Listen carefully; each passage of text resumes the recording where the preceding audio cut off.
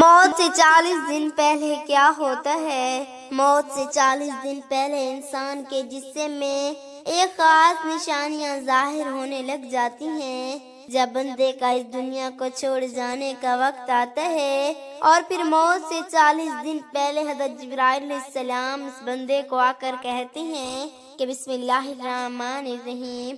محترم ناظرین، اللہ رب العزت نے ہر جاندار کے لیے موت کا وقت اور جگہ متعین کر دی ہے، اور موت ایسی حقیقت ہے کہ دنیا کو کوئی بھی شخص ہوا وہ کافر ہو یا فاجر، حتیٰ کہ دوہریا ہی کیوں نہ ہو، موت کو یقینی مانتا ہے۔ اگر کوئی موت پر شک و شبہہ بھی کرے تو اسے احمق شمار کیا جاتا ہے۔ اس بات میں کوئی شک نہیں کہ موت تو ہر ایک کو آ کر ہی رہتی ہے۔ کسی کو اچانک موت آتی ہے، مثلا کسی حادثے کے سبب یا قدرتی آفات کے سبب، جن میں زلزلے، سیلاب، آندھی، طوفان اور دوسرے وبائی امراض شامل ہیں۔ تو کسی کو بیماری میں، کسی کو گھر کے بستر میں، تو کسی کو مسجد میں۔ موت سے انکار نہیں کیا جا سکتا۔ موت کسی کی ٹلتی نہیں۔ جب اس کا وقت آ جائے، چاہے بادشاہ ہو یا غلام، امیر چاہے فقیر، سفیر ہو چاہے مشیر، یا کسی کو نہیں بخشتی، چاہے زمین کے اندر چھپ جائیں یا آسمان کی وسعتوں میں محفوظ ہو جائیں۔ لیکن موت جو ہے، جب اس کا وقت آ جائے تو آ کر ہی رہتی ہے۔ یہ اپنے اسباب خود پیدا کر لیتی ہے۔ اس ویڈیو میں موت کی حقیقت کے بارے میں بتائیں گے اور ایسی چند نشانیاں بھی بیان کریں گے جن کو سائنس بھی تسلیم کرتی ہے اور مانتی ہے کہ موت آنے سے قبل یہ نشانیاں ہر ایک پر ظاہر ہوتی ہیں۔ جب یہ نشانیاں ظاہر ہوں تو سمجھ جائیں موت کا وقت قریب ہے۔ محترم ناظرین، خالق کے کائنات نے ہر نفس جاندار کے لیے موت کے وقت اور جگہ متعین کر دی ہے، اور موت ایسی شے ہے کہ دنیا کو کوئی شخص خواہ وہ کافر ہو یا فاجر، حتیٰ کہ دوہریا ہی کیوں نہ ہو، موت کو یقینی مانتے ہیں۔ اگر کوئی موت کو شک و شبہ بھی کرے تو اسے بے وقوفوں کی فہرست میں شمار کیا جاتا ہے، کیونکہ بڑی بڑی طاقتیں اور مشرق سے مغرب تک قائم ساری حکومتیں موت کے سامنے عاجز و بے بس ہو جاتی ہیں۔ موت بندے کو ہلاک کرنے والی، بچوں کو یتیم کرنے والی، عورتوں کو بیوہ کرنے والی، دنیاوی اور ظاہری سہاروں کو ختم کرنے والی، دلوں کو تھرانے والی، آنکھوں کو رولانے والی، بستیوں کو اجاڑنے والی، جماعتوں کو منتشر کرنے والی، لذتوں کو ختم کرنے والی، امیدوں پر پانی پھیرنے والی، ظالموں کو جہنم کے وادیوں میں جلسانے والی اور متقیوں کو جنت کے بالا خانوں تک پہنچانے والی۔ موت نہ چھوٹوں پر شفقت کرتی ہے، نہ بڑوں کی تعظیم کرتی ہے، نہ دنیاوی چودھریوں سے ڈرتی ہے۔ بادشاہوں سے ان کے دربار میں حاضری کی اجازت لینے جب بھی حکم خداوندی ہوتے ہیں تو تمام دنیاوی رکاوٹوں کو چیرتی ہوئی پھاڑتی مطلوب کو حاصل کر لیتی ہے۔ موت ان کے آقا سر لوگوں پر رحم کھاتی ہے اور نہ ظالموں کی بخشتی ہے۔ اللہ تعالیٰ کے راستے میں جہاد کرنے والے مجاہدوں کو بھی موت اپنے گلے لگا لیتی ہے، اور گھر بیٹھنے والوں کو بھی موت نہیں چھوڑتی۔ آخری ابدی زندگی کو دنیاوی فانی پر ترجیح دینے والے بھی موت کی آغوش میں سو جاتے ہیں، اور دنیا کے دیوانوں کو بھی موت اپنا لقمہ بنا لیتی ہے۔ موت آنے کے بعد آنکھ دیکھ نہیں سکتی، زبان بول نہیں سکتی، کان سن نہیں سکتے، ہاتھ پیر کام نہیں کر سکتے، روح کا بدن سے تعلق ختم ہونے کا اور انسان کا دار فانی سے دار البقاء کی جانب کوچ کرنے کا ترقی یافتہ سائنس موت کو سمجھنے سے قاصر ہے۔ حالانکہ اللہ تعالیٰ نے قرآن کریم میں واضح طور پر اعلان فرما دیا ہے، روز صرف اللہ کا حکم ہے۔ موت پر انسان کے اعمال کو کھاتا بند ہو جاتا ہے، اور موت پر توبہ کا دروازہ بند اور سزا اور جزا کا عمل شروع ہو جاتا ہے۔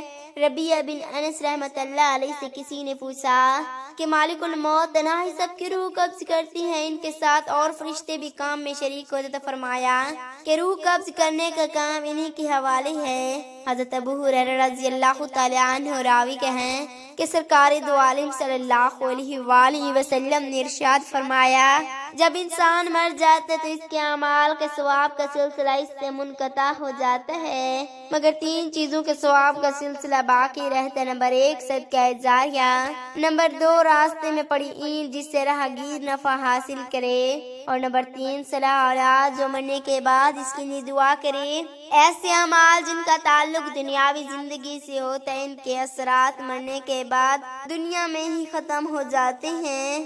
اللہ تعالیٰ فرماتے ہیں اور وہی تمہیں موت کی مصیبت پیش آ جائے۔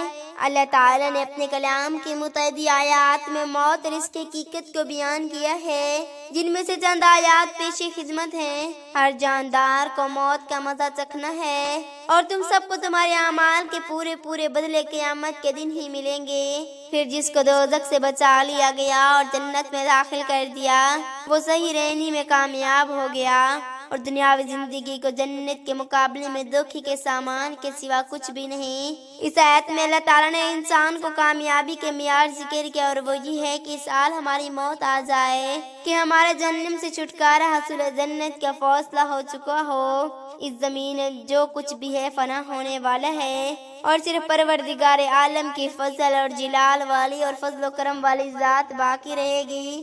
ہر چیز فنا ہونے والی ہے، تو اللہ کی ذات کی حکومت اسی کی ہے اور اسی کی طرف لوٹ کر جانا ہے۔ محترم ناظرین، اب آتی ہیں موت کی چند نشانیوں کی جانب۔ جب موت کے وقت آ جائے، یہ 3 نشانیاں ہر ایک پر ظاہر ہوتی ہیں۔ پہلی نشانی یہ کہ جسم ہم وقت کا جب ختم ہونے والا ہوتا ہے تو آنکھوں میں آنسو چمکتے ہیں اور جسم کا درجہ حرارت گر جاتا ہے اور دوبارہ بحال نہیں ہوتا۔ ایسے وقت پر اسے شدید پسینہ بھی آ سکتا ہے۔ دوسری نشانی یہ ہے کہ اس وقت احساسات کم ہو جاتے ہیں، یعنی روح جب جسم کو چھوڑنے کے لیے بالکل تیار ہو، یعنی موت کے قریب ہو، تو ہاتھ پاؤں اور باقی جسم کے جلد پر محسوسات کم ہو جاتے ہیں اور اعضاء کا رنگ بدلنا شروع ہو جاتا ہے اور جلد کا اوپری نیلا اور غوانی رنگ اختیار کرنا شروع ہو جاتے ہیں۔ تیسری نشانی سانس کی بے ترتیبی ہے۔ یہ نشانی ایک واضح نشانی جب انسان کا سانس اکھڑنا ہوتا ہے اور بے ترتیب ہوتا چلا جاتا، جب رخصت ہونے والا لینے والوں کو محسوس کرنے لگتے ہیں اور دیکھنے لگتے ہیں تو ایسے منہ میں کچھ الفاظ نہیں نکلتے جن کو سن کر ڈاکٹر کہتے ہیں اسے الوازن ہو رہی ہے۔ جسم جب کمزور اور لاغر ہوتا تو الوازن بھی ہو سکتی ہے مگر سکرات نہیں، کہ ساری زندگی جسم کو خون پمپ کرنے والے دل کی دھڑکن موت سے کچھ دیر پہلے بے ترتیب ہو جاتی ہے اور اسے ہاتھ سے محسوس کرنا مشکل ہو جاتا ہے اور ان قریب بجھنے والے ہیں۔ جسم کا جب وقت ختم ہونے والا ہوتا ہے تو آنکھوں میں آنسو چمکتے ہیں اور جسم کا درجہ حرارت گر جاتے ہیں اور دوبارہ بحال نہیں ہوتا۔ ایسے موقع پر شدید پسینہ بھی آ سکتے ہیں۔ ایسے موقع پر کمزور افراد اپنے جذبات پر قابو نہیں رکھ پاتے، کیونکہ جسم کی سماعت کی اس طرح پوری طرح سے کام کر رہی ہوتی اور محبت کرنے والے اعلیٰ خانہ کو تکلیف میں دیکھنا بھی ایک تکلیف ہے۔ اس لیے رخصت ہونے والے کی روح کو اس تکلیف میں مبتلا نہ کریں، اپنے جذبات کو قابو میں رکھیں اور نرم ہاتھوں سے اس کے بالوں میں انگلیاں پھر بار بار اس کی جگہ تبدیل نہ کریں اور جتنا ممکن ہو اس کے لیے سکون فراہم کریں تاکہ اس پر یہ عمل آسان ہو سکے۔ کچھ ایسے وقت پر مریض کو کلمہ پڑھنے پر مجبور نہ کریں۔ اگر مریض مسلمان ہے تو ہرگز ایسا مت کریں اور مریض کو مجبور کرنے کے بجائے اس کے قریب یہ کلمات ادا کریں تاکہ وہ سوچ سکے، کیونکہ اس کی صفات کس طرح کام کر رہی ہو۔ تو یاد رکھیں کہ مسلمان وہ یہ کلمات اپنی زندگی میں ادا کر چکا ہے، اس سے اس موقع پر اگر وہ اپنی زبان کی کمزوری کی وجہ سے یہ کلمات ادا نہ کر سکے تو کوئی بات نہیں اور ہرگز اسے گنہگار شمار مت کریں۔ اللہ تعالیٰ نے اس کی زبان سے یہ کلمات اس کی زندگی میں سن رکھے ہوتے ہیں اور وہ بڑا ہی غفور الرحیم ہے۔ موت کو کثرت سے یاد کرنے والوں اللہ کی جانب سے اچھے اعمال کی توفیق ہوتی ہے، گناہوں سے توبہ نصیحت ہوتی ہے، گناہوں سے نجات ملتی ہے، بہت ساری دشواریاں آسان ہو جاتی ہیں، لمبی امیدیں اور امیاں کے قائم ہو جاتی ہیں، آخری زندگی یاد رہتی ہے جس سے اللہ تعالیٰ کا خوف پیدا ہوتا ہے۔ اللہ تعالیٰ ہم سب کو مرنے سے پہلے قبل اس کی تیاری کرنے کی توفیق عطا فرمائے اور ہمیں دونوں جہانوں کی کامیاب و کامرانی سے نوازے، آمین۔